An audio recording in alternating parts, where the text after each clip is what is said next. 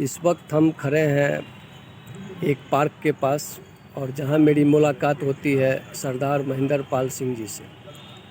ये व्यवसायी भी हैं और विभिन्न मुद्दों पर अपनी स्पष्ट राय रखते हैं, सोच साफ सुथरी। तो अभी इनसे मेरी बातचीत हुई तो बात ये आई कि कल बिहार सरकार ने अल्पसंख्यक आयोग का गठन किया है और इसकी सूची भी जारी कर दी गई।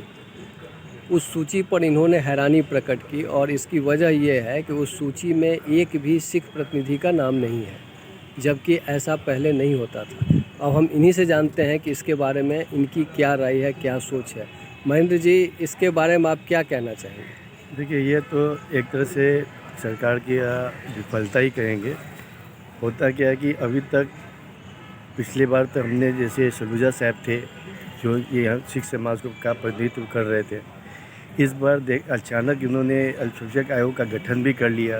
किसी को इन्फॉर्मेशन भी नहीं, जहाँ तक लगता है इन्फॉर्मेशन नहीं हुई है तब, इसलिए कोई आगे नहीं बढ़ पाया।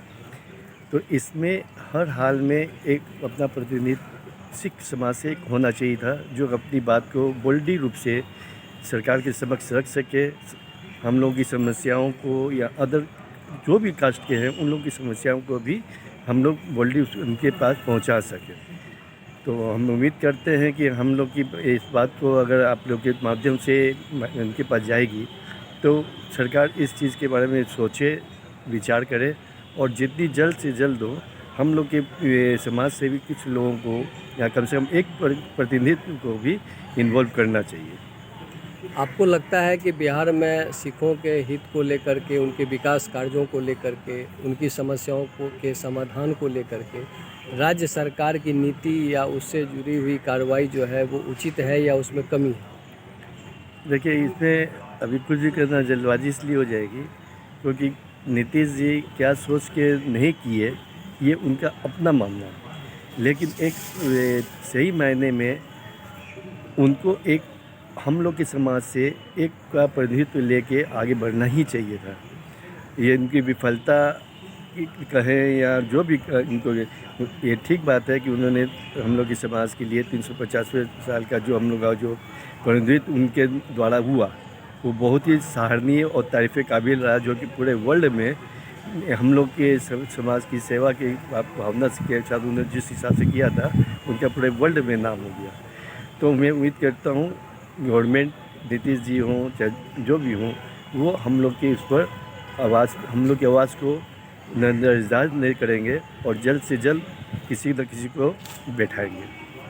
अच्छा, आपके समाज से कई लोगों का ये भी कहना है कि भाई बिहार विधान परिषद में हम लोगों को प्रतिनिधित्व नहीं दिया जाता है, जबकि ठीक है विधानसभा में हम नहीं आते हैं, मंत्री विधायक नहीं बनते हैं, लेकिन विधान परिषद में अगर हमारे समाज से किसी को प्रतिनिधित्व दिया जाए तो प्रशासनिक कार्यों में भी हम लोग की भूमिका हो सकती है और कम से कम उसके ज़रिए हम सभी वर्गों के लिए कुछ काम कर सकें। एकदम सही बात है।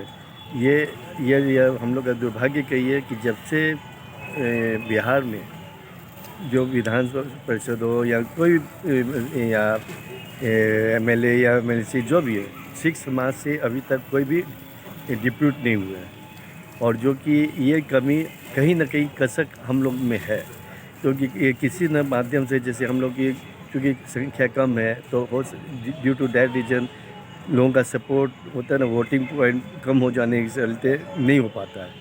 लेकिन जो हम लोग जज के दौर से या जो अदर जो वैकेंसियाँ जो जो नॉमिनेट होते हैं उसमें कम से कम एक आध सिख समाज से भी लोगों को इन्वॉल्व करना चाहिए।